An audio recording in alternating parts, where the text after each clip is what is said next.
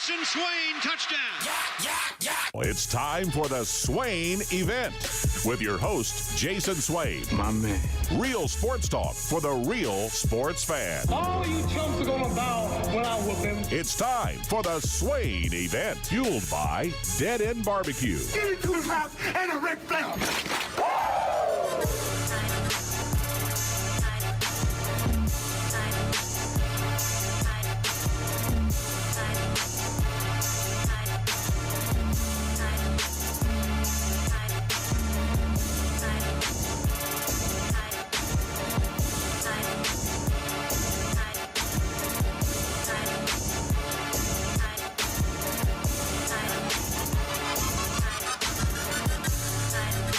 SwainEvent.com, fueled by Dead End Barbecue, top 100 barbecue restaurant in America. It is that time of the week. It is that time of the year. We got NFL football this week. We have the start of college football this week. It's not a game. It's just practice. So Ben McKee, GoVols 247. To me, man, it's football time.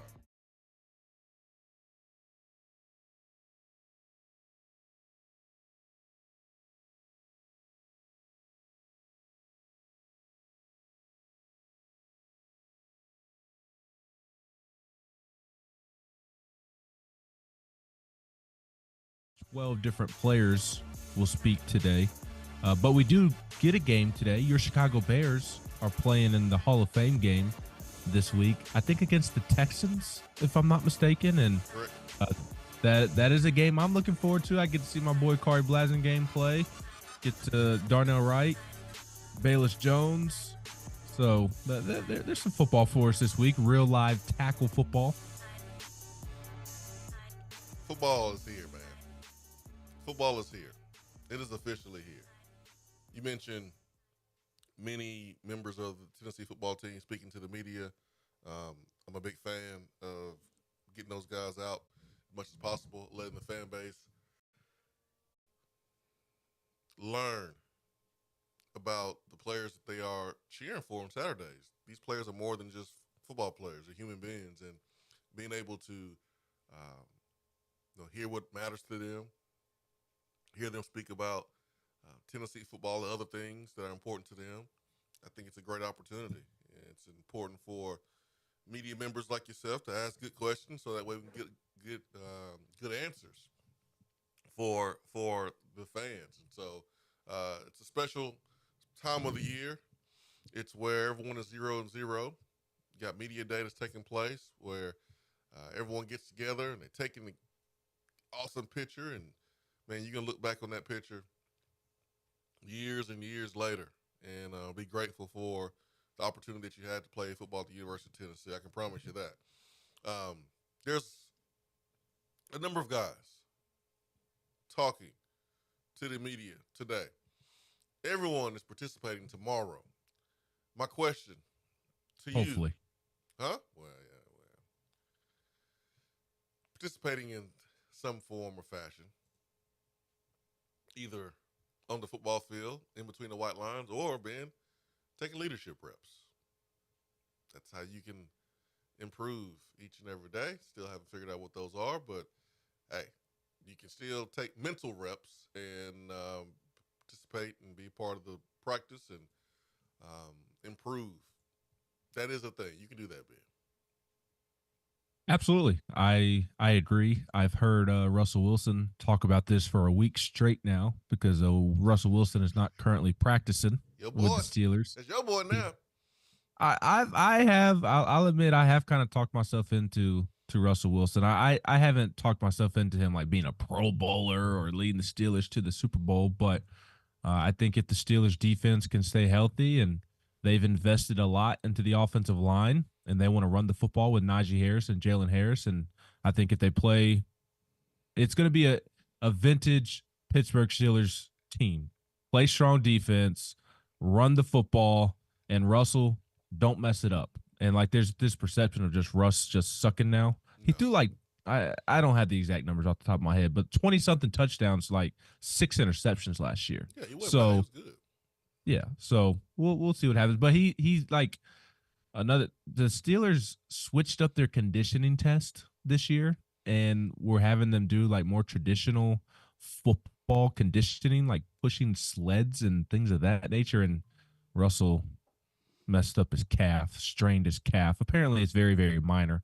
They're just trying to prevent it from becoming something more significant. But all week long, the last week since they reported for camp, he's been talking about, oh yeah, getting my mental reps in. Those have been very valuable, helping Justin Fields work. My mental reps are keeping me in it, helping me get by. So I am all too well aware that mental reps are a real thing, Swain, because that's all I've heard the last week. Oh yeah, oh yeah, oh yeah. And By the go ahead. no, go ahead. I was just gonna mention the players speaking today. Josh Heupel will speak at 12:45. Tim Banks will speak at 1:10. Joey Halzle 1:30.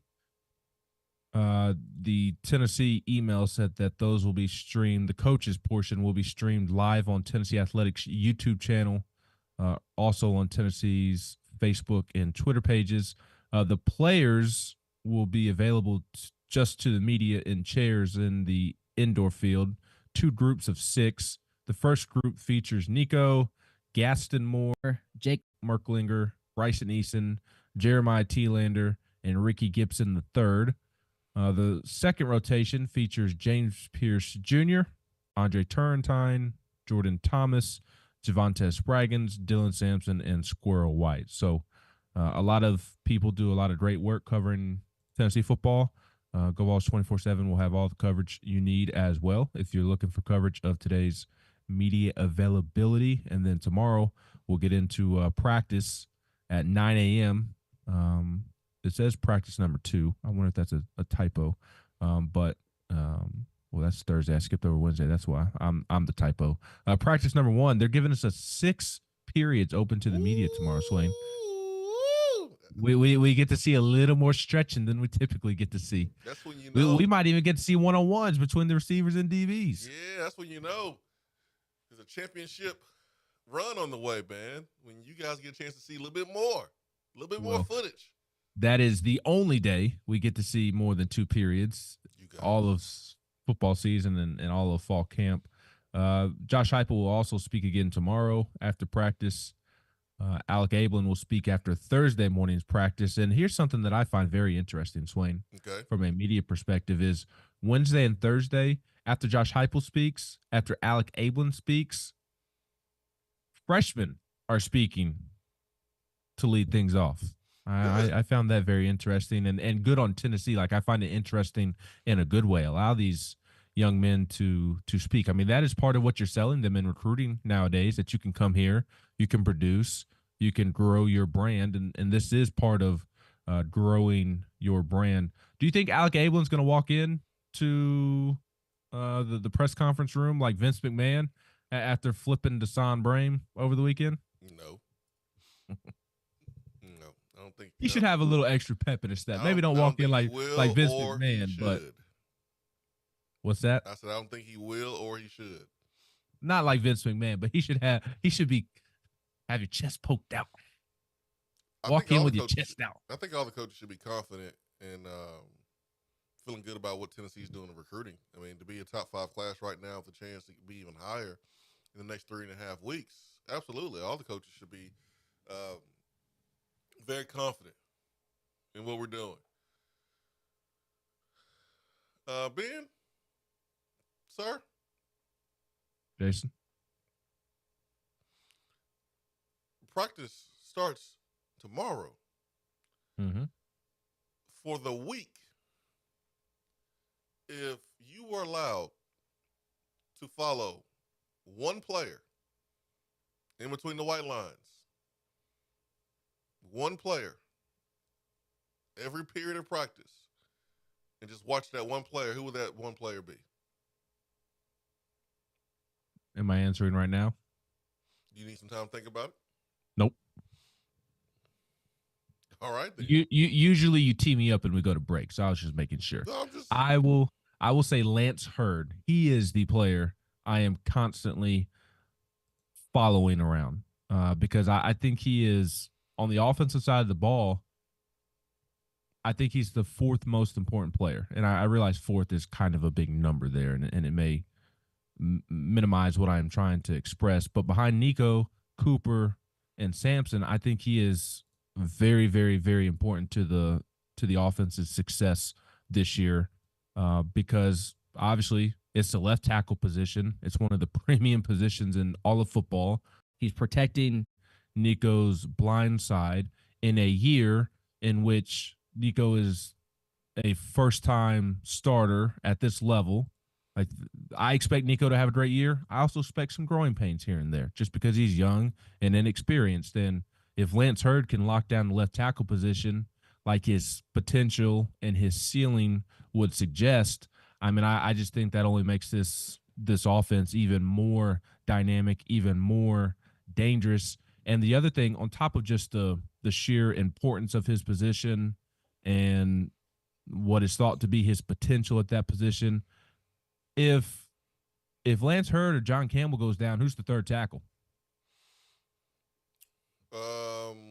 Probably Dane Davis. Correct.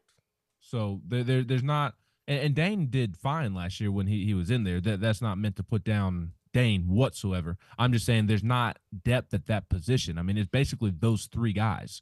It's Lance and Campbell, and then Dane Davis as your swing backup. And after that, you would be relying upon somebody who has never played before, redshirt freshman, maybe a redshirt sophomore, or a true freshman. And so I think he is one of the most important players on the team this year. And it kind of feels like he's been overlooked in that regard. So that is the one that I would follow along, because I would be curious to see if he's having a strong camp, because I think it's imperative that he does have a strong camp. That's a good one. And I mean, mentioning the depth, when you have two players playing two positions, right tackle, left tackle, and then the backup being one person, being able to go left or right, that lets you know where the depth is there with that position. So, really good point by you, Dane Davis. I think Tennessee is fortunate enough to have someone with his experience coming back. We understand he's a former walk-on, but still, he understands what to do, and he cares about doing it. He's a Tennessee boy, and he provides some versatility for the Tennessee offensive line. Man, I will give you my pick. I'm glad that you gave us your pick, Lance Hurd. I think it's a really good one, being on the offensive side of the football. I'm going to go to the defense side of the football for my pick. But I am going to wait until after the break to do it. I'm going to wait till after the break to do it. I got somebody on defense that if I can follow the entire week and just watch how he practices, watch how he competes, pick up on his habits, see how he handles himself during individual periods. I've got a defensive guy too, so I'll share my defensive guy. If it's not the same guy, we'll see if we're thinking of the same guy. All right, we'll see. 865-255-03. Swain Event fueled by Dead End Barbecue, top 100 barbecue restaurant in America. Ben McKee, GoVols 247. I'm Jason Swain, live here in the Low T Center studio. Stay with us.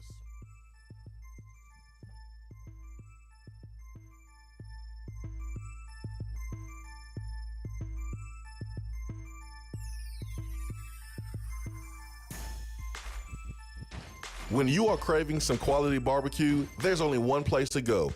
Dead End Barbecue. Dead End Barbecue has been featured on ESPN's Taste of the Town, the first barbecue restaurant on the SEC Network, CBS Sports, Headline News Tailgate Show, Amazon Prime's The Restaurant Comeback, Food Paradise, and named one of the top 100 barbecue restaurants in America. The search is over. Dead End Barbecue is located on 3621 Sutherland Avenue right here in Knoxville. You can even have it delivered right to your door through Chow Now.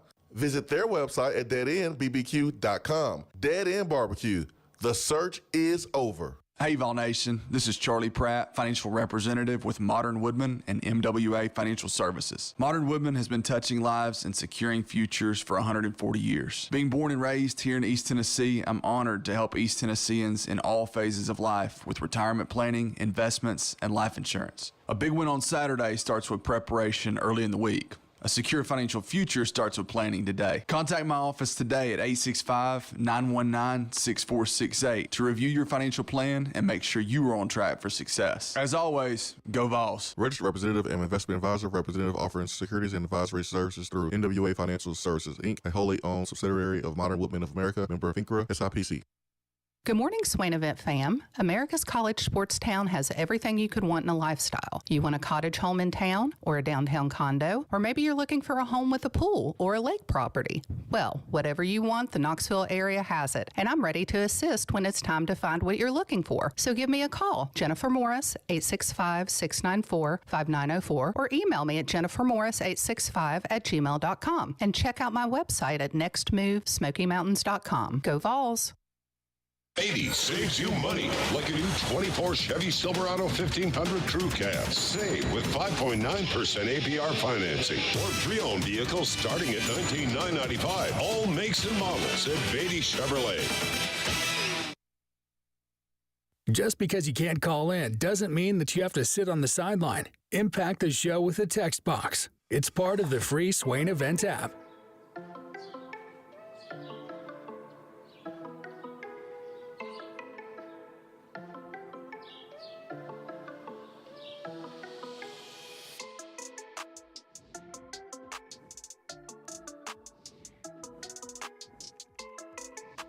Our friends at Hiller celebrating 34 years of business. It's a long time. 34 years of excellent business to their customers, and they're celebrating by passing along some awesome savings for you.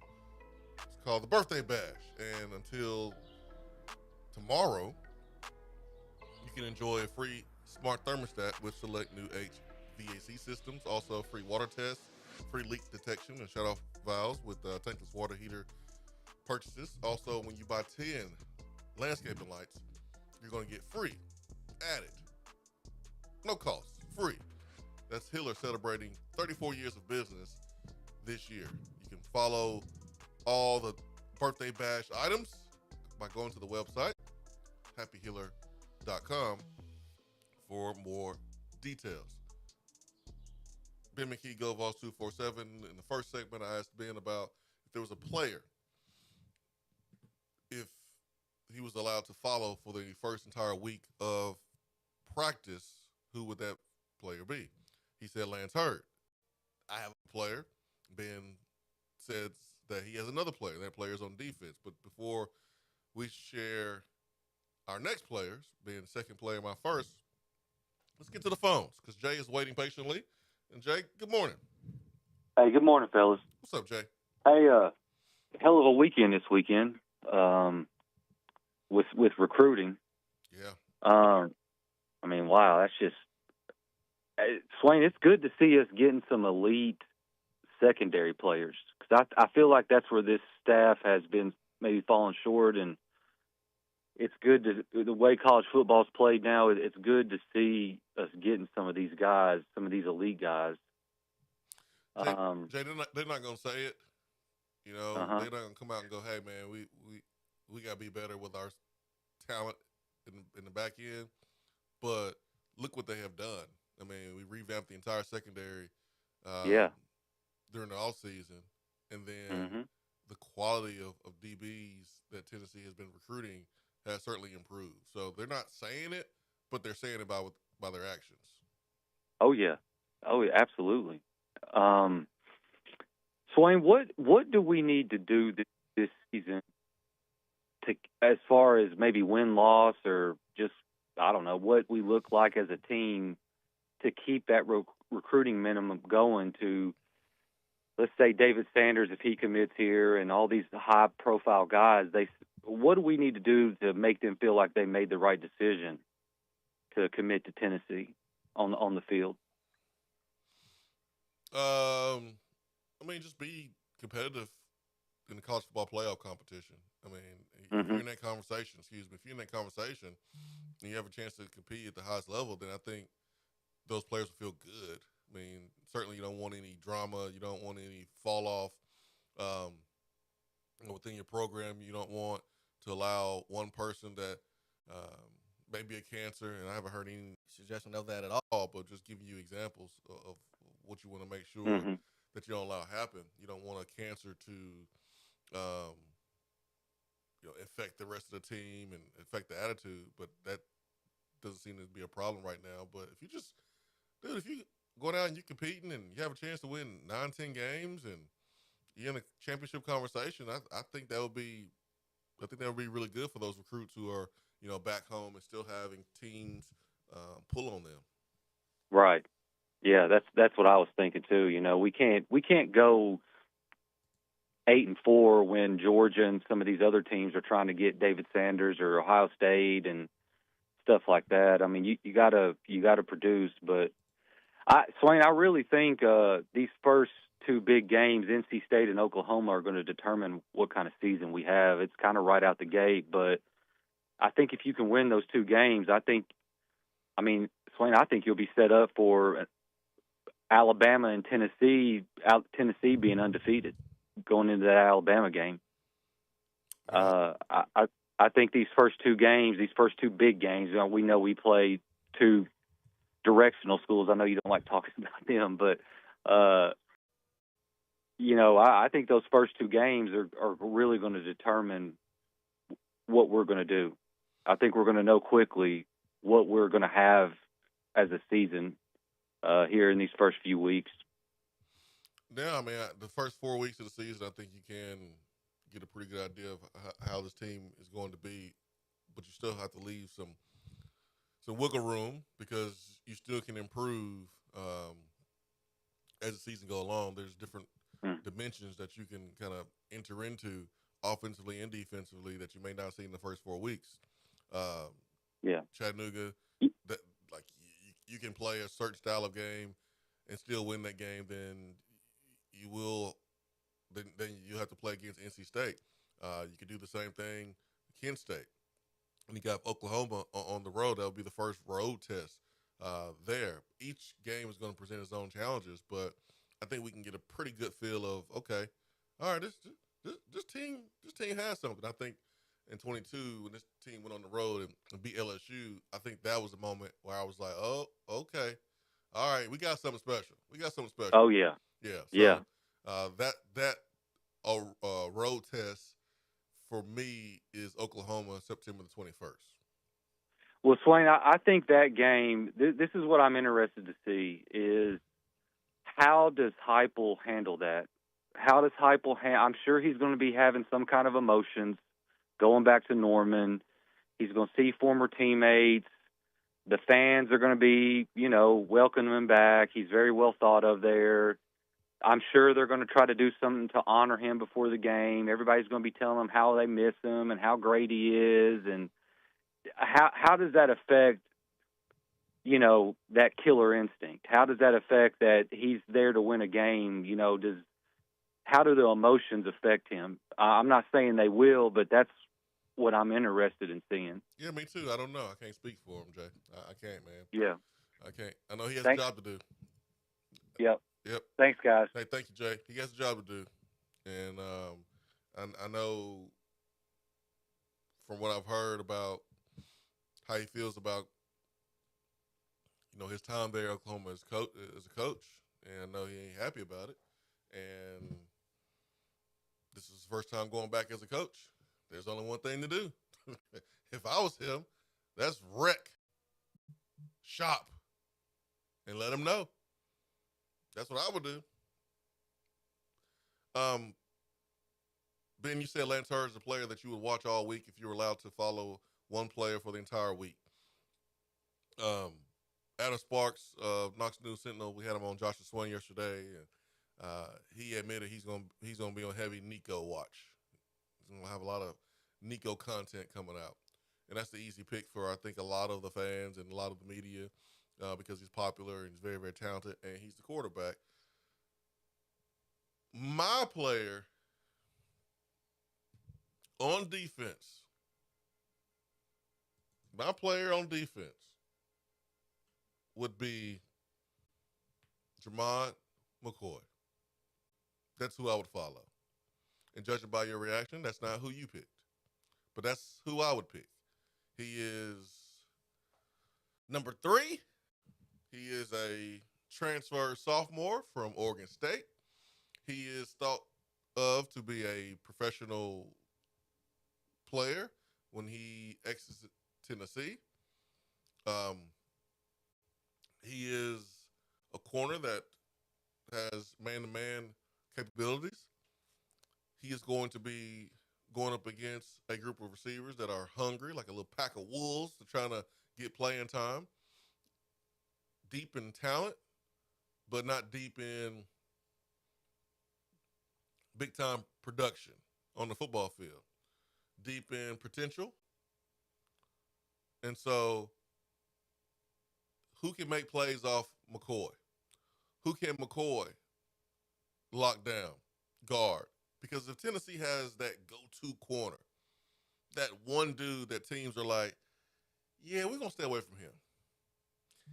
We ain't going to throw to his side. I'm not saying he's going to be McCoy Island or anything, like Revis Island or, Deion Sanders or anyone like that, Champ Bailey, where you just don't want to go to their side. He's, they're all pro. But that one guy that's obviously a problem for opposing offenses.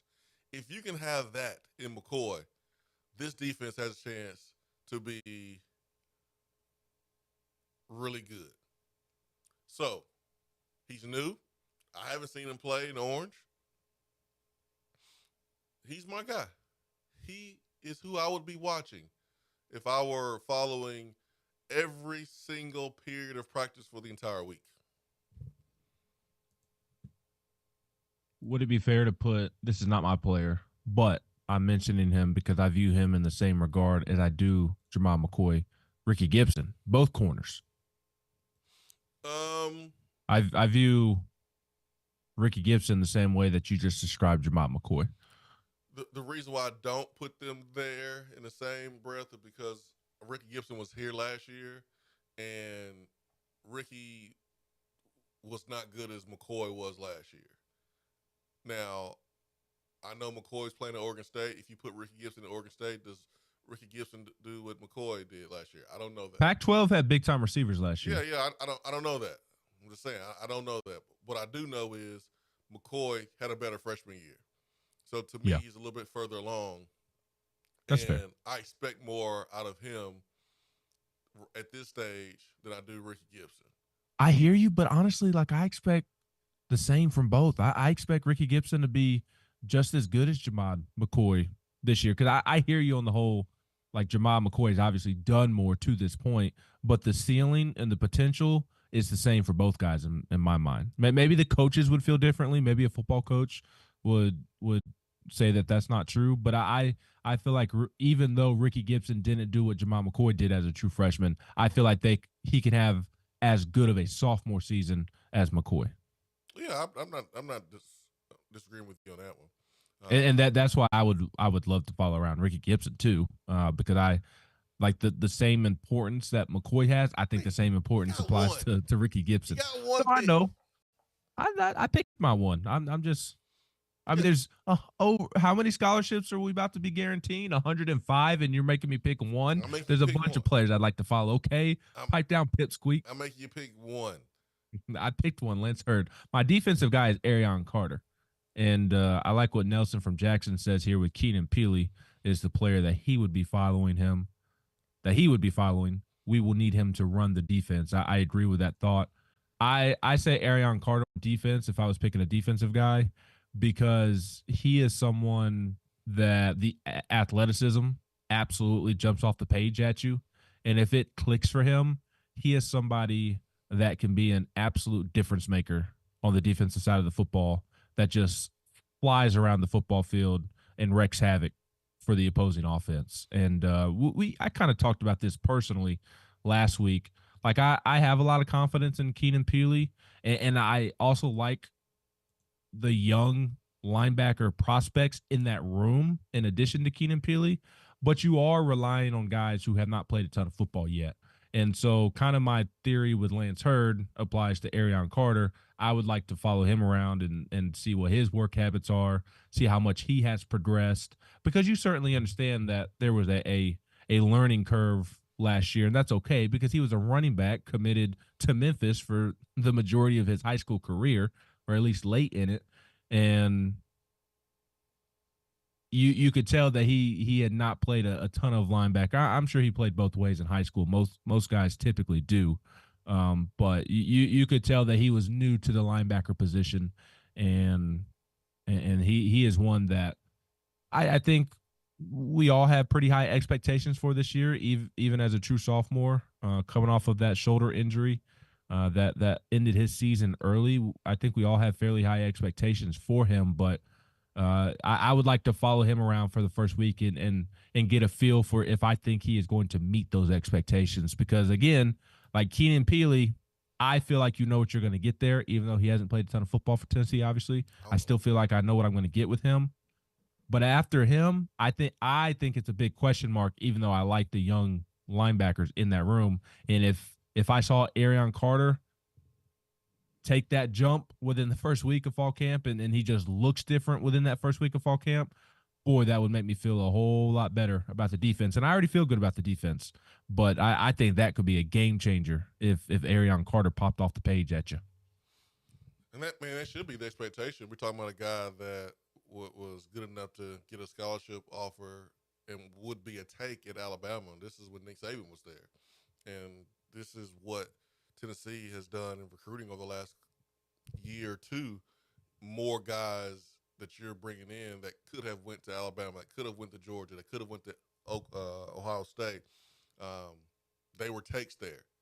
And that's why this recruiting class is on its way to being really, really special, because you have more of those guys. The NIL is very, very important. Like you made a comment about some of the freshman players addressing the media today and how important that is. Well, your guy over there, Josh Pate, our guy over there, Josh Swain, has been part of the show a couple times. He was on 2 weeks ago, SEC Media Days, and there's a clip floating around from his show, Late Kick, where he's talking about Tennessee. And Tennessee has one of the most put together NIL initiatives in the country. He highlighted Oregon, he highlighted Texas, and he highlighted Tennessee because they have a plan. Putting freshmen out there to talk to the media, I would say, has to be part of that plan. We're going to showcase you. We're going to highlight you. We're going to put you out there. We're going to put the bright lights on you. We're going to teach you how to address the media, how to talk through the media to your fans. We're going to teach you that here. We're going to make you a star here. This isn't new for Tennessee. Tennessee has done this. I know they at least did it last year where the young guys spoke early in camp. Part of that being, I think the communication staff knows that it's going to ask the older guys to talk a lot throughout the season. And there will be some of those young guys who end up redshirting. And so, like, there's not going to be another time for them to talk this season. Or if you're third string on the depth chart, you're probably not going to talk to the media later on this year either. But there is a lot of strategy in it, just multiple strategies. And Tennessee has done this the last couple of years, and I think it's great. I think it's absolutely great, especially when you're after a guy like David Sanders Jr., and this is something that you can point to as well. Like, hey, we just because you're going to be a freshman doesn't mean that you can't be one of the faces of the program and out there speaking and building your brand and preparing for the next level as well. That's something that I don't think current players think of enough. There's a star player on this team that doesn't prefer to talk that might end up being the number 1 overall pick in the draft, and he better learn, huh? He's getting better. Well, he better. He's embracing it. Good. He better start. You're gonna see a difference. You'll see a difference today. Good. I'm glad, because I mean, if James Pierce Jr. were to go on to be the number 1 overall pick, I mean, he's gonna have cameras in his face 24/7. No, 100%. As a pro player, especially if like the Panthers end up with the number 1 overall pick, or even if they end up with a top 5 pick and they select James Pierce Jr., he's going back home. He's going to kind of be the face of the franchise because he's a hometown kid being drafted by his hometown team. These, although it can be annoying, it can be tedious. I know us media members can ask really dumb questions at time, can be really annoying at times, but it really does benefit you to embrace it. Not saying you have to be, the best quote ever, but just embrace it and be enthusiastic, and that'll go a long ways in terms of whether it's right or wrong, how media members treat you, how they talk about you, how they write about you, and it prepares you for the next level, and it gets your brand out there. You don't think businesses are going and watching media availabilities to see how a young man is conducting himself in that setting, and seeing if they would be a good fit to be a face of their brand, a voice for their brand. They are. So I know that media can be very, very tedious and very annoying at times, but it can be really beneficial as well. And the long-winded way of my point being, like, you're recruiting David Sanders. You may be looking to find a couple of extra cherries to put on top of the cake, a couple extra sprinkles to put on the icing. Cherries on the cake. And there's such thing as a cherry cake? I guess. I haven't seen one. I've seen cherries on cake. I've seen cherries on cake. Go ahead and finish. I like cherries on my cake too. All right.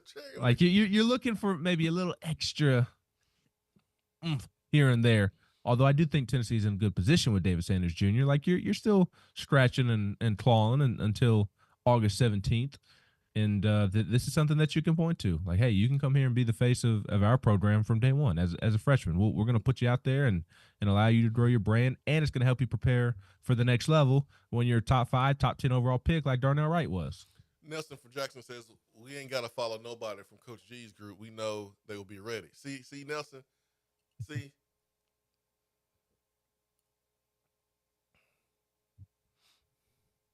We're following our picks not because we have any doubt that they will be ready. There's no doubt that Jermon McCoy will be coached up. See, there's a small, loud group in the fan base that thinks Willie Martinez don't know how to coach DBs. And I've played against him. I've watched him coach here. I've watched him coach at Central Florida. I've seen him put more dudes in the league in Central Florida than Josh Heupel did on offense in 1 year. Like, I'm sorry, I ain't on that train.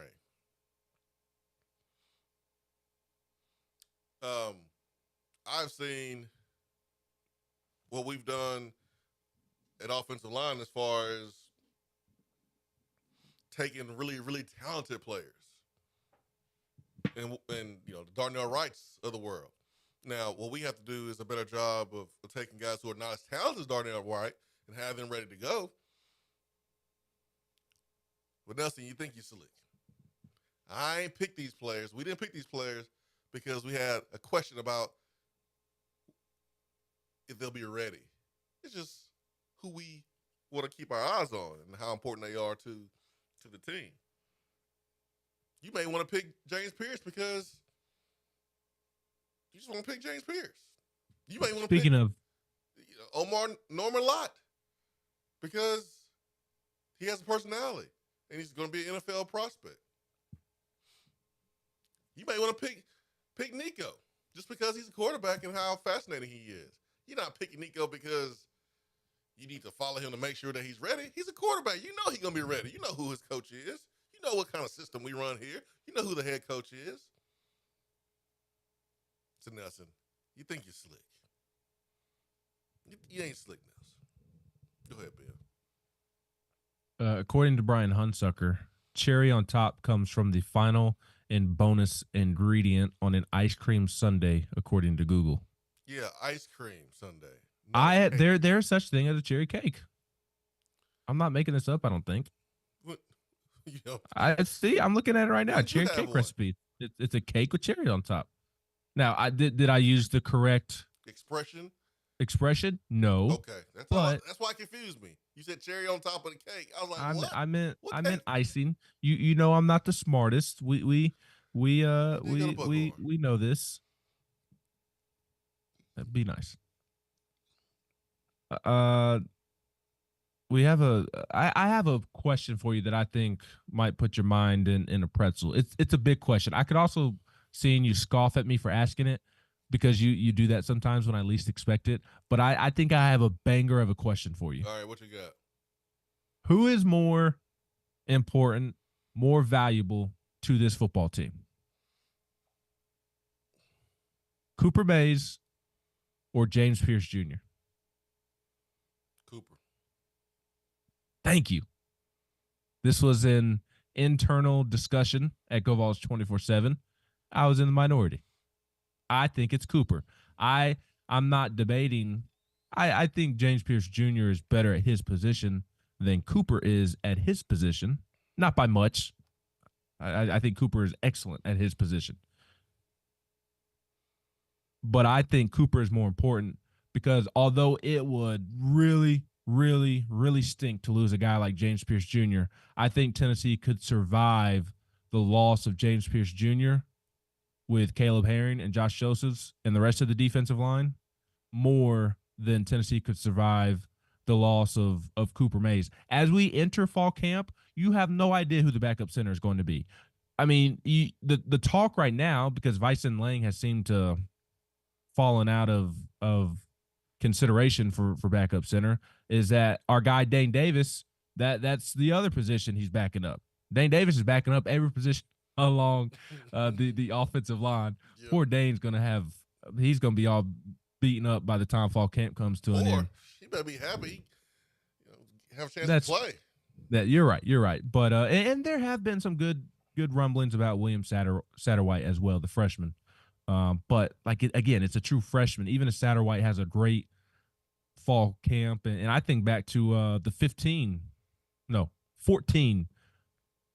Oklahoma game where you had freshman, I believe it was true freshman Coleman Thomas and true freshman Ja'Shawn Robertson out there playing, and like those two guys were solid offensive linemen as true freshmen, but you saw the difference in a true freshman offensive lineman going up against competition like Oklahoma that year, and it did not end well. What was our guy's name from Oklahoma that just wrecked shop? Eric something.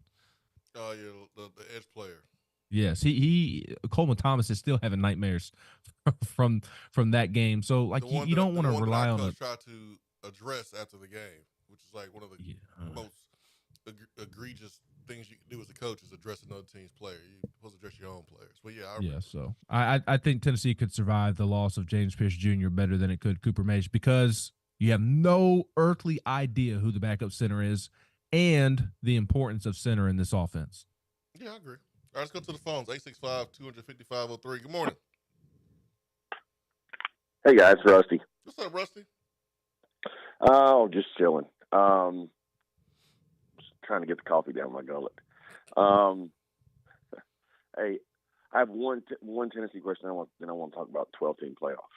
Okay. One Tennessee question is, what have we heard up close with what you guys, the access you have and things like that? What have we heard? And I know this is going to be punny now. What have we heard about Hurd? How does Valance? How do we feel about him through this off season and everything? Is there good rumblings coming from campus? There's been an adjustment period for him. He's had to adjust, and this is from spring. Yeah, you know,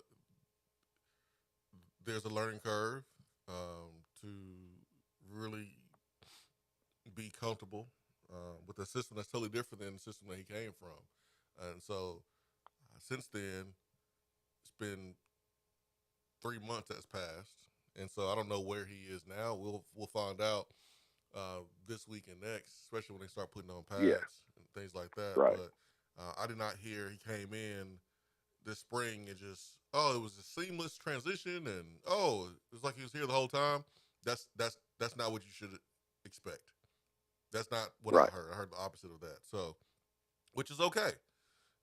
It's probably the biggest adjustment for anybody on the football team is offensive line because no one runs what we run. I mean, Right. Mississippi State runs what we run, and Ole Miss, but like no one else. So it's going to be the biggest adjustment for offensive lineman more than any other position on the field. No, for sure. I get that. Just didn't know. I mean, I didn't expect much of having an idea with tomorrow being day one, and it's going to be like, probably 10 days until we actually get any kind of feel for anybody in the trenches on either side. So playoffs. What I want to talk about the 12-team playoff, and just get your guys' thoughts. Teams that are actually really competing for the playoffs. That when the year starts, on any given year, they're a team that could make the playoffs. With the one group of five team, how many group of five teams are actually playing for that one spot every year? Like, is a team like Louisiana got aspirations of winning their conference and maybe going 12-0 every now and then, or a team like Liberty does, of course, Boise State does, of course. Is there 10 teams, 20 teams in that group of five that is playing for that one spot, basically, Ben? I think so, and I think it depends on the year, obviously, because of course, you see, right, you see teams pop up, they stink for 3 or 4 years, and then they have a bunch of older guys and a good quarterback, and they have a phenomenal one season, and that's all you hear from them. So I would say that going into the year, like, I think every group of five team has a chance. Now the realistic chances are probably more that 10 to 15 range. Yeah.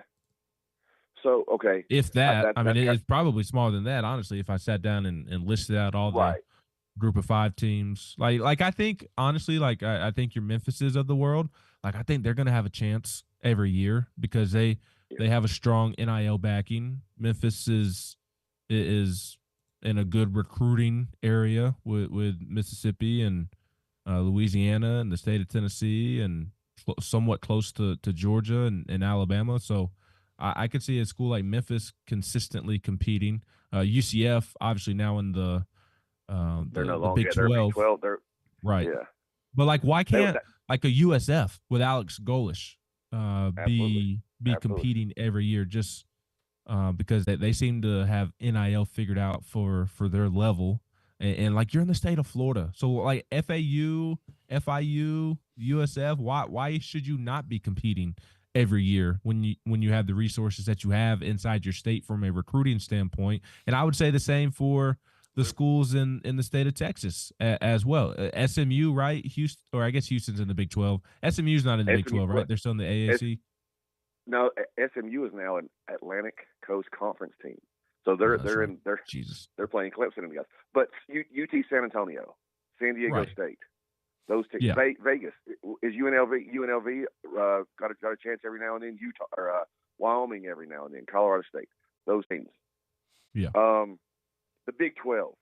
I'm of the belief that the Big 12, every team in that conference could win it or finish last. It's a weird conference. If you told me tomorrow that Arizona won the league this year or that they finished last, I would not be surprised either way. And I guess UCF is in the same boat. Kansas is in the same boat. All the Texas schools are in the same boat. So that one, I think everybody in that conference every year is playing for that one playoff spot the Big 12 will get. The ACC is going to get one spot pretty much every year. What do you think? 5 teams in that league really have a legit shot? Carolina, Florida State, Miami, Clemson. Rusty, Miami ain't gonna do nothing, Rusty. I know, but we do this every year because they could finish top 12. Yeah, they could. Yeah, no, couldn't they? They could win the ACC every now and then, get lucky. When have they? Mario has like a back injury and he can't coach on the sideline, but he can still recruit and they let somebody else coach. They could maybe win some ball games. Well, I don't see it happening, man. I know, I don't either. I'm just saying teams that could. I'm saying, okay, let's talk about SEC then. Let me ask this one. Okay. There's on the best year possible, the SEC could get 5 teams maybe in the playoffs. If everything went right, you could get 5. Mm-hmm. My argument with that is Vanderbilt's the only team in this league that on any given year could never make it. Like Kentucky can have a year where they go 10-2. Mississippi State could have a Dak Prescott year where they go 10-2 and sneak in as the 5th SEC team. Everybody, am I wrong? Everybody but Vandy, once in a blue moon, could rise up and be the 5th SEC team. I agree, but I think if you have a 5th SEC team, then that team probably is going to be 9-3. Oh yeah. Well, I'll tell you what. With the 8-game schedule, which is it's going to go to 9 games here next year. It needs to, because with the 8-game schedule, good, because we wrote down schedules, and if you just took chalk the whole season, like the teams that are favorites against the other teams this year, there's a real chance for 6 SEC teams to go 10-2 or better. Like there's a real chance Missouri, Tennessee, Ole Miss, LSU, Georgia, Bama, and Texas, Georgia, Bama, and Texas all go 10-2 or better, because they don't play each other. Because everybody's like Ole Miss and Missouri. If you look at their schedule, it's 10-2 without blinking an eye. Yeah, especially Missouri's. We could go 10-2. All we got to do is either we got to beat Oklahoma and NC State, or we got to beat Alabama and NC State, and 10-2 is there for us. LSU's is the same way. Then Georgia, Texas, and Bama, they could too. It's literally 6 to 7 could go 10-2 because they don't play each other, because that 8-game unbalanced crap. Rusty, it doesn't sound like that you have much problem getting the coffee down. I'm lit. I'm lit now. You are. About this 8. You won one this morning, Rusty. That 8 games got me fired up, man. It's chicken-ish that Sankey did that, but hey, it is what it is. Missouri and Ole Miss going to get in the playoff because they don't play nobody. That's all right. Chris Sankey ain't going to be mad at that. They don't, but they also have good teams. Let's not act like they don't have good teams. Rusty, we got to move on, all right, man. Y'all be good. Appreciate Love you. Love y'all. No, Greg Sankey knows that there's no reason to go to 9 unless that TV deal is going to change. Why do more if you're going to get paid more? So maybe you pay more next year, the year after that, and then that would make a case to actually go to 9. So Sankey knows what he's doing there. 865-255-03. I'm all ready for Tennessee football. And Rusty come in here with the national look of the college football playoff and talking about these little small schools.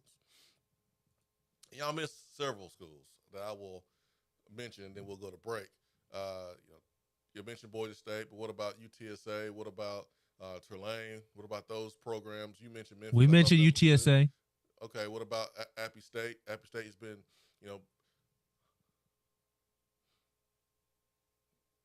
every year. Watch your face.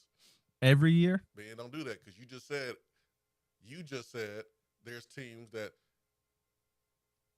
not every year, but a year where they have older players and a really good quarterback, they may make a run. Yeah, and I also said if I had time to list out all these schools, I'm sure I'm forgetting some. Yep, I throw in Troy in there. I throw in teams like Fresno State, teams like that. All right, we'll take a break and we'll continue the conversation on the other side Alabama A&M. Tennessee, huh? What about Alabama A&M? They're not even Division One. They might. You're listening to the Swain Event. You know this, man. Here in Knoxville, we love it when a squirrel's in the checkerboards. But when there's a squirrel in our attic, that's all sides. When that happens, call Alpha Wildlife. They're Knoxville's veteran-owned and operated wildlife removal company. When unwanted critters put their feet up on your coffee table, call 865-224-6555. Let the Tennessee fans at Alpha Wildlife evict those unwanted tenants and set your home up with a winning defense to keep that wildlife where it belongs. That's Alpha Wildlife at 865-224-6555. They have locations in Nashville, Memphis, Chattanooga, and in parts of South Carolina. Check them out online at alphawildlife.com. Fellas, there's a lot of people talking about testosterone, but do your homework and go to a provider that you can trust. I recommend Low T Center. It's where I get my levels checked. At Low T Center, they make it quick and easy. You walk in, take a simple blood test, and you'll get your results back in about 25 minutes. If you've been feeling tired, grumpy, have noticed weight gain, loss of muscle mass, you may have low T levels. Go to lowtcenter.com to book your appointment online. That's lowtcenter.com. Low T Center, reinventing men's healthcare. 80 saves you money like a new 24 Chevy Silverado 1500 Crew Cab. Save with 5.9% APR financing or pre-owned vehicles starting at $19,995. All makes and models at Beatty Chevrolet. What's up, Swain Event crew? Always happy to be with my friends in the morning. So, everybody has a next chapter in life, right? And sometimes that includes a move. Your next page may have a growing family, or maybe an empty nest, or possibly a move back home. When the time comes, I'll be here to help. Just give me a call. Jennifer Morris, Keller Williams Realty, 865-694-5904, and check out my website, nextmovesmokymountains.com. As always, go Vols! Looking for a different way to enjoy the show? Yes! Then check out Swain Event TV on YouTube.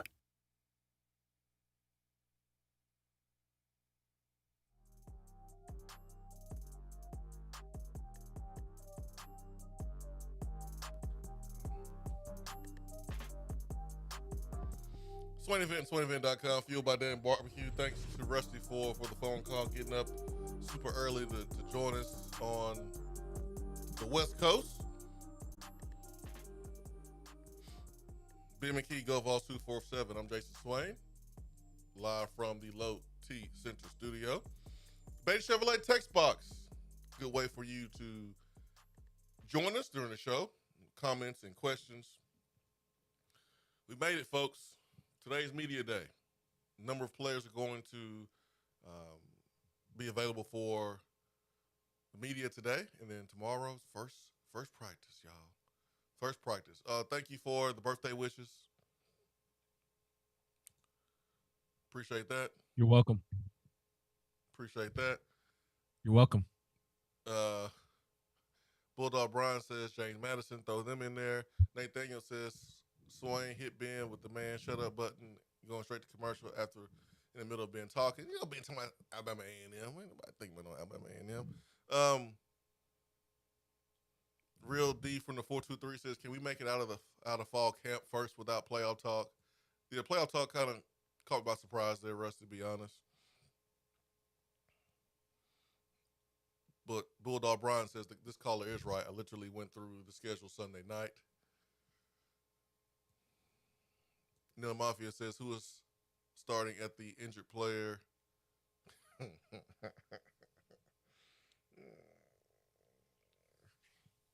I'll read it just because I already read some of it.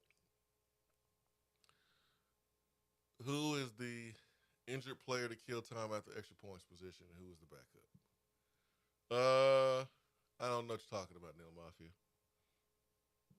Eric Stryker was that player's name from Oklahoma that was striking us in the Oklahoma game in 2014.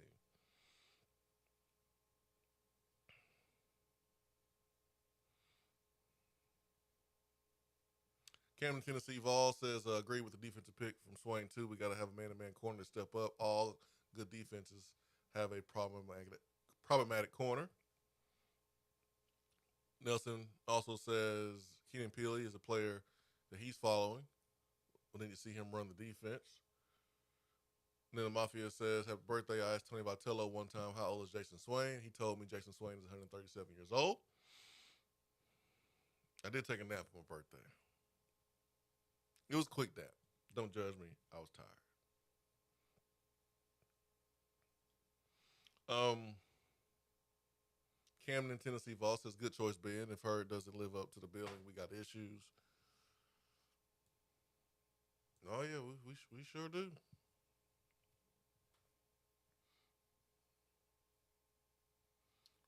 Raleigh Vol says, from his NC State buddy, Faison is no longer visiting tomorrow. Vols increased the bag. Time to give the kid a show on September 7th. Show these Pack fans. These Pack fans are confident. I remember when we played them in 2012, and they were not that confident, and we were not even that good coming into the 2012 season. No, I didn't see much of a NC State presence at all. But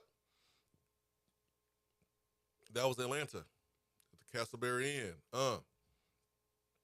this will be in their state, in North Carolina. So I expect them to have a presence. I'm pumped about that game. I get a chance to see some family. Both of my brothers live there. I get a chance to see them. Last time I was in NC Charlotte, I saw State- Steph Curry and Cam Newton. NC State isn't even number 2 for Faison Brandon. Who's number 2 for him? Bama? I think Alabama. Mm-hmm. They delusional, man. They They got a little bit of love from them. They think that they have a real chance. I think Tennessee is situated well in that one. Notorious With his upcoming decision on Saturday, August 3rd, I believe. Yeah, I'm feeling good about that one. Hard to get to Saturday when you have a couple decisions coming up before then. Say it again. I was reading a text box. Say hard to think of Saturday's decision when you got decisions before then. I'm picking up what you're throwing down. Well, I mean, it's no secret. The kid announced that he was announcing. Darion Smith, a defensive lineman from Baltimore, he tweeted out coming out of a visit with Tennessee this weekend that he was going to announce on Tuesday evening at 6:30. Let's get another bump. Let's get another bump in the recruiting rankings. Well, I was gonna say something earlier when you mentioned Tennessee top 5 and Tennessee ain't top 5, no boy. Somebody got a bump. Auburn can't stop getting commitments. Hugh Freeze is gonna be a problem. We all knew Hugh Freeze was going to recruit well, and we knew Auburn had a lot of money too. So No, there were a lot of people that thought that was a bad hire when they hired Hugh Freeze because they wanted to look at Hugh. What's that? Yeah, morally, they thought it was a bad hire. Off the field history, checker pass, they thought it was a bad hire. Not from my X's and O's, or maybe like a personality with Auburn brass and knowing Hugh Freeze. Like nothing was a question about his X's and O's capabilities. There were people saying it would be a bad hire for both reasons that you just mentioned. I know you would know what the Auburn people would say. Absolutely. Mm-hmm. Go Tigers, War Eagle. Okay. So where's Tennessee right now on the Go Vols 247 or 247? Excuse me. The Go Vols 247. I like that. I would assume 6th. I know that Auburn got the bump last night to 5 after they got a 5-star commitment. Goodness gracious, a 5-star. Yeah, running back from Alabama. Over Bama? Mm-hmm. Also, speaking of this, I have a for what. We haven't done for what's in forever. There is a defensive lineman who, Swain, you're going to have to follow. You may need to jot this down. Jot it down. You got to write this down. You're talking old. All right, what you got? There's a defensive lineman. I'll try to get his name pulled up. Who committed to Alabama initially, flipped to Auburn, flipped back to Alabama, and this past weekend flipped back to Auburn. Four commitments between Auburn and Alabama. Tennessee is at 6 now. Auburn is up to number 5, about 6 points higher. I see it. And that guy's not even a 5-star. Which one? That running back you were referring to. Because Auburn, they don't have any 5-stars. Well, they have one in Malik Autry, a defensive lineman from Opelika. Y'all don't have him as a 5-star. The defensive lineman I'm referring to is Antonio Coleman from Saraland, Alabama, which is where Velus Jones is from. Hold on, man. I know the head coach there. You said Saraland High School? Yes. So, to make sure he's still there. Because, I mean, things change. I'm sorry. You're correct. And it was the guy that I was referring to them getting a commitment from last night is Anquan Fagans, who is from Thompson, Alabama, right there in the Birmingham area. He is a 4-star, but the number 44 overall player in the country. So kind of a borderline 5-star.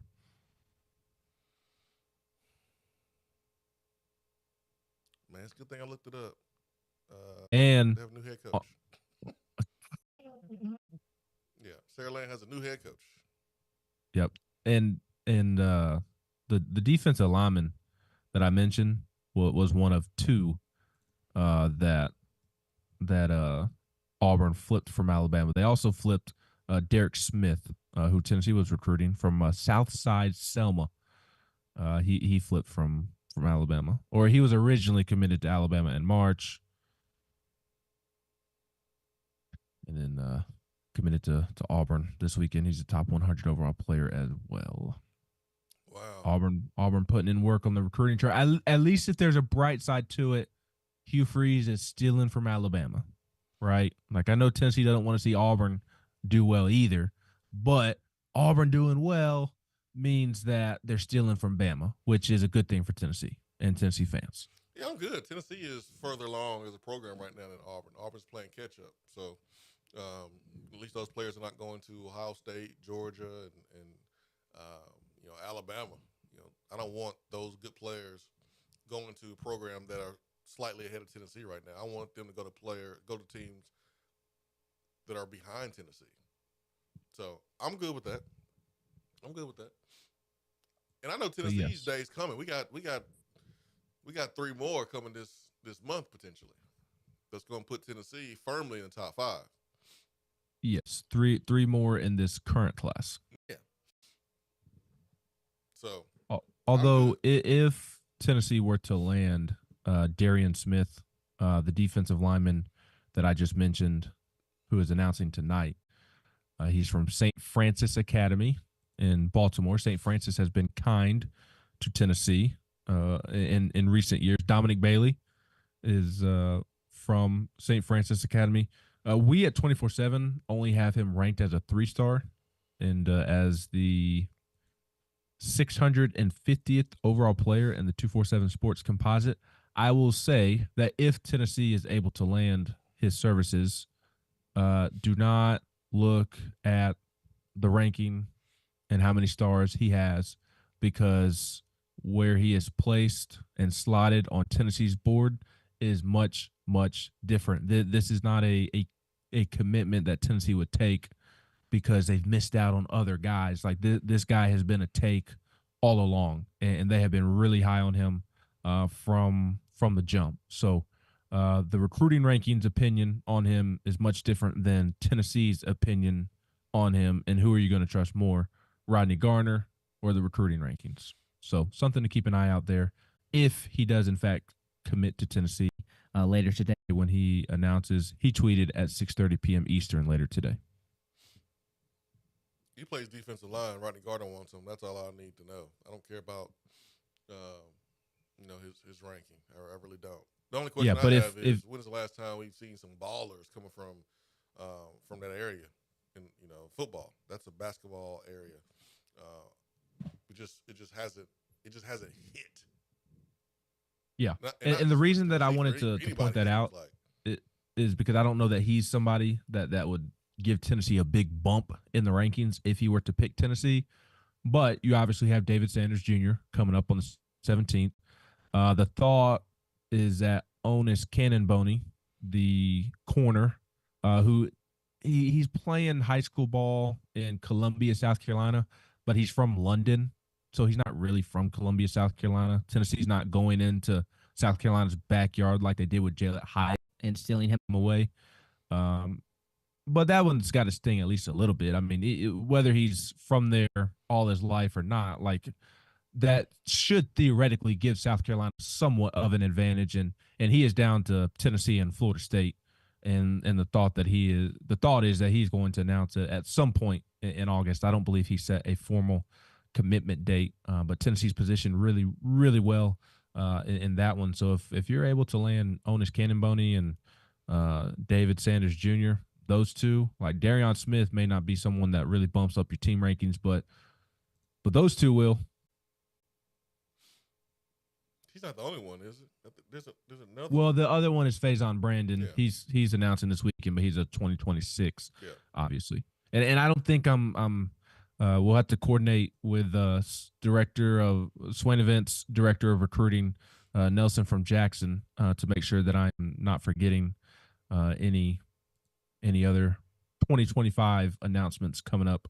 I mean, you technically do. I think now that I think about it, Juan Petty or Josh Petty and Juan Gaston, I think they're set to make decisions this month, but I wouldn't consider Tennessee the front runners for those like I would the ones that I've already mentioned. Not to insinuate that Tennessee's out of it or anything along those lines. I just think it's more likely Tennessee ends up with the ones that we just spent time talking about than Josh Petty or Juan Gaston. But in today's day and age of recruiting, you never know. Deshaun Brame, he was committing to Tennessee the night before, and Oregon swept in at the last minute, up the NIL offer, and he committed to Oregon. So you never say never in today's day and age of recruiting. I've never heard a player go back and forth between Alabama and Auburn so much. Now, Bro, that's crazy. There was a player that got an Auburn tattoo? Was that Rashawn Evans? And then went to Alabama?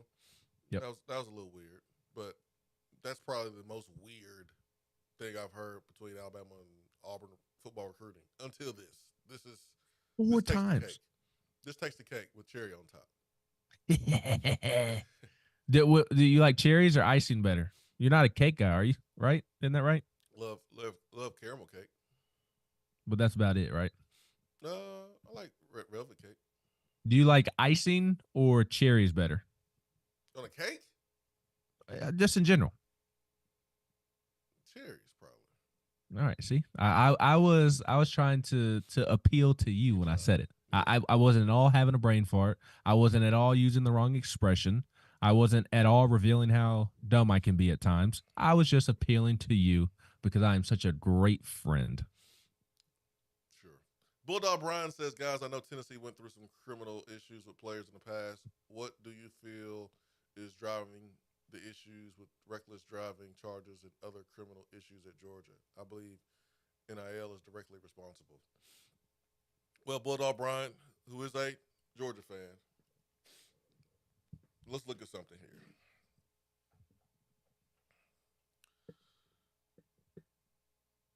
There's a lot of schools around the country, players that have fast cars. There's a lot of schools around the country where the cities have roads. There's a lot of schools around the country where NIL is a thing. What's different about Georgia? Because it's happening more in Georgia than anywhere else. I don't know that answer, man. Like,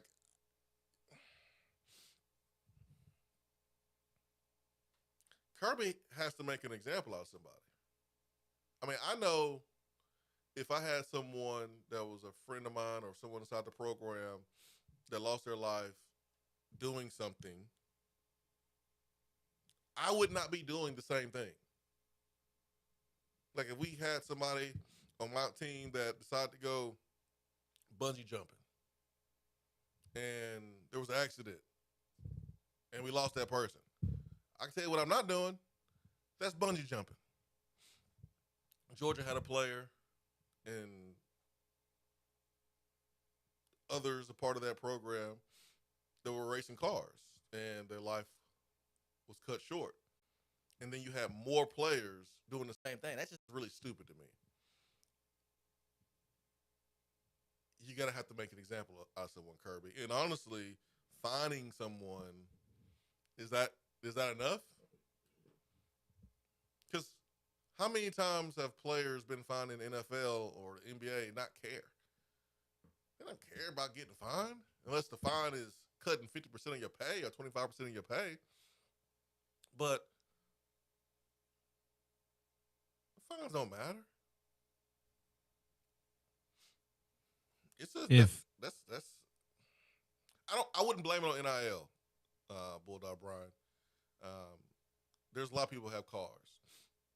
There's players on our team that have the fast cars, and I don't really care to hear them when players are pulling off. But I don't want to sound like an old grumpy man. But I don't understand the point of doing all that. That's something Kirby is going to have to figure out, but he's going to have to make an example out of somebody. And I'm surprised that, and I know he's won 2 national championships, and I know how powerful he is, but at some point, leadership above Kirby Smart will have to step in. Yeah, I agree. Bulldog Brian does say that one player has been dismissed. One player. Yeah, one player. Which player was it? Yeah, one player. I mean, how at this point, how could you not say it's a culture problem? I mean, how could you not when you factor in everything that has taken place? And this is a point that I've made from Chip Payne. The example should have been when the 2 lives were taken away 2 years ago. Yeah, like that. Like, how is that not recently? I'm talking about what about all the other times right after that tragedy? Right. I mean, that's what I'm saying. Like, okay, one player now. Well, I'm not saying it's too late, but man, he could have did this a long time ago to prevent some of those arrests. Got the message across a little bit sooner. And I'm not saying that you're accusing other college towns of doing that. All I'm saying is there's other college towns where athletes are driving fast cars, but it's not happening there. So why is it happening or seem like it's happening just at Athens? Like, I don't know that answer. I don't know that answer. Well, Swain, how forget Kirby. How do the leaders on the team not step up and say something? How does that not happen? Like, I'm not at all absolving Kirby from any responsibility when I say this, but like if I'm a leader on that team, if I'm a captain on that team, I'm stepping up and saying something, because all these guys, what they're doing, they're reaching the point of where somebody's going to have to be made an example of, and that's going to cost me on Saturdays at some point. Like, how are the on top of Kirby, on top of others maybe needing to step in, how are the players on the team not stepping up and putting an end to this? Because the more this continues, the more you jeopardize success on Saturdays. Yeah, I thought someone losing their lives would be the ultimate wake-up call, but I guess it hasn't been. But all eyes are on Kirby to see how he handles, his program.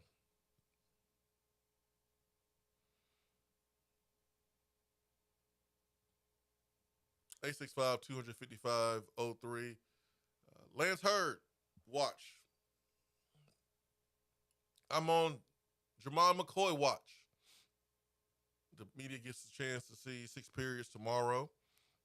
Everyone's going to be bouncing around, flying around. Everyone's going to be feeling good, light on their feet. Won't have any soreness. But it's a very exciting time, though, that first day of practice, man. You want to show off the gains that you've made all season, whether it is gaining weight, adding strength, or losing weight and being quicker and faster. If you've been hurt, you're healthy now. You're feeling good, man. There's nothing like the first day of fall camp. Ain't nothing like it, man. New cleats, new gloves, some cases new you, new mindset, new body, new role, new opportunity. A lot of new comes with the first day of camp. And there'll be a ton of coverage. There's more coverage at Tennessee football practice at this time of the year than pro teams. And, man, I'm happy for our players. I think it's good that there's so many outlets covering Tennessee, from the blogs to websites to radio to TV. I think it's, at the end of the day, it's good for the fans. And so, fans, you deserve it. We're here. We are here. Jennifer Morris is also good for the fans, and all that flip-flopping in Alabama is not Jennifer Morris's style. If she's committed to you, if she's committed to assist you, that's exactly what she's going to do. So for all of your real estate needs in the Knoxville area or in East Tennessee, whatever you want to do, even if you're on the other side of the country and you just want to talk to Jennifer, get her thoughts, get her opinions, I know that she would be more than happy to talk to you. So, and give you some advice and try and send you in the right direction. So please, for all of your real estate needs, please reach out to the absolute best in the Knoxville area, and that is Jennifer Morris of Keller Williams Realty. Good stuff. Good stuff. It's that time of the year. The Neyland Entertainment District looks awesome. I know it's going to affect some people with your tailgating spots, but I will say this. I'm not trying to say your tailgate spots are not important, but guys, this is massive. like no one in college athletics is doing this. I think it's okay if you find another tailgate spot. There's gonna be plenty of spots. I agree with you on the tailgating aspect, and look, I'm team entertainment district. I'm glad that this is coming into place, but that doesn't mean that Tennessee's not going to have a massive issue on its hand with parking. Like, it's already a massive issue, and this is only going to further complicate the issue, even like times 10. And I like that just sounds like a nightmare from HE double hockey stick. Sounds like you're in the movie Twisters, quite frankly. That's how big of a nightmare that is. Well, the plan is to actually increase the parking by 1,000 spots. Okay. So yes. Well, that is important. I feel like we need more than 1,000. Leading up to that, all the construction is going to be a headache. Just like going to Nashville and dealing with all that construction downtown. Like, that's like part of growing during that transition, during that construction. It is a pain in the butt. It's very inconvenient. But when it's all done, oh my gosh, it's going to be amazing. It's going to be beautiful. And there's several phases outlined there on Adam Sparks' article there, Knox News Sentinel. So I encourage people to go and check that out if you haven't already. But to do something no one else is doing, and we have the opportunity to do something special because of the location of our stadium, how awesome Knoxville is. Like, we talk all the time about how special this part of the country is, how special our fans are.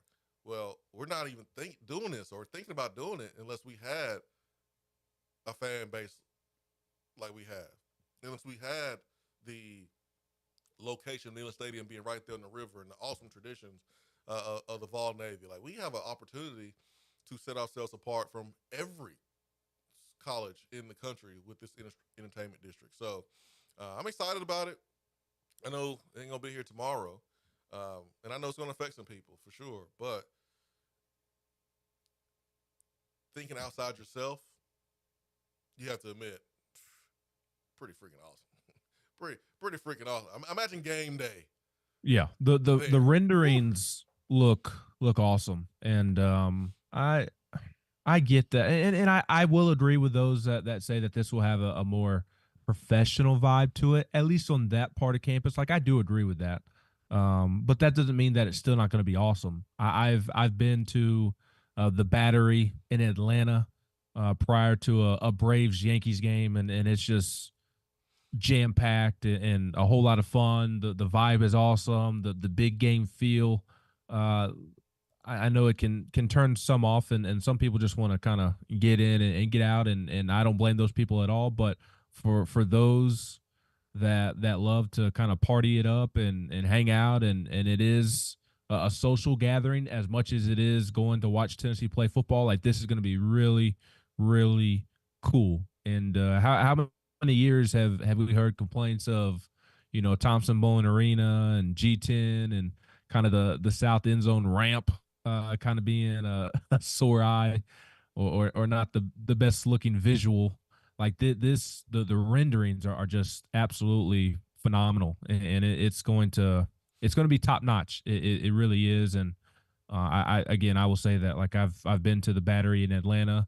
I've been to Texas Live, which they have outside of the stadium there in Arlington, next to the Rangers ballpark and the Cowboy Stadium, and it's a really cool vibe. So I get that the socializing isn't for everybody.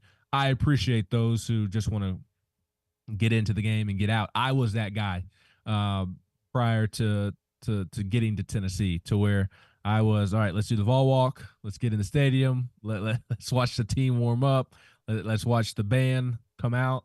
Let's sit in the first couple of rows of the upper deck so I can see the entire, all the plays as it happened and all the players on the field. Like, I was that guy. So to those of you who aren't the biggest fans of it, I completely understand where you're coming from. But the renderings, it's going to look awesome, and it's going to be great for Tennessee's campus and everything that Tennessee athletics has going on right now. I don't think we can just say that it's going to be a professional vibe.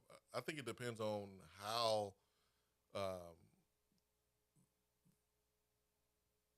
we put stores in.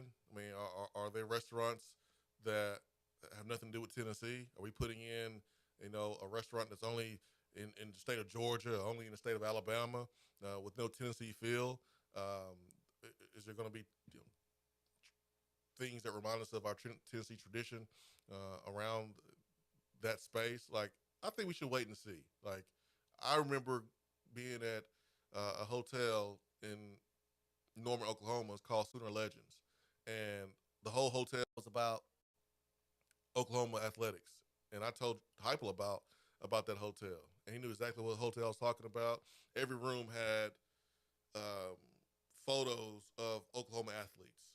It was all about Oklahoma athletics. And so if Tennessee is able to do this with the entertainment district and make it really Tennessee centric and having that college feel to it, then it cannot have that pro feel.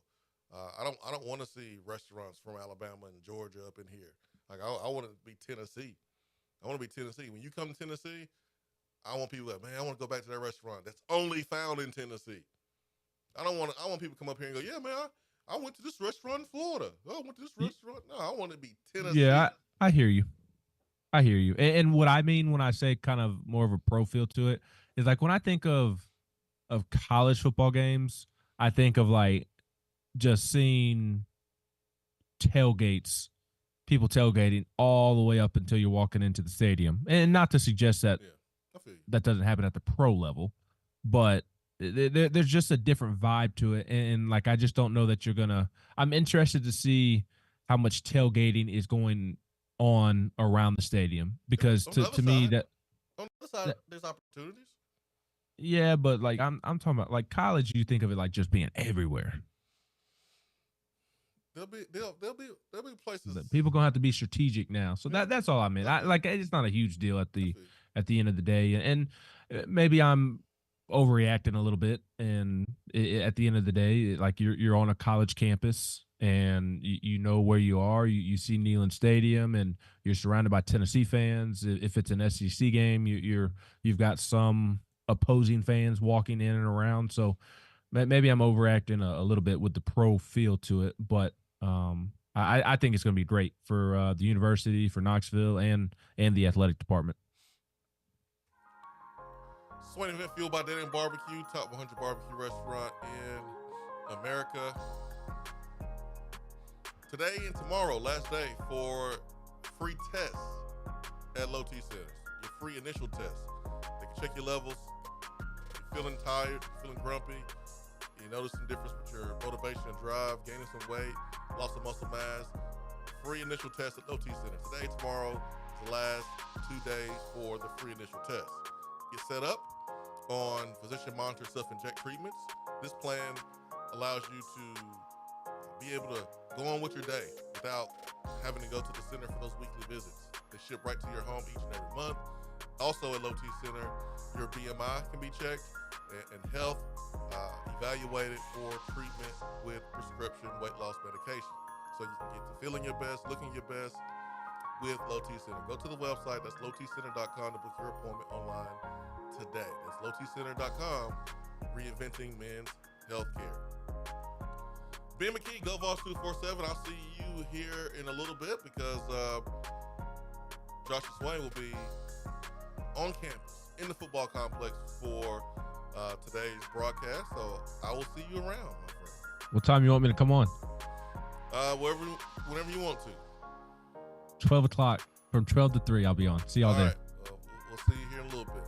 As the backup producer. The backup.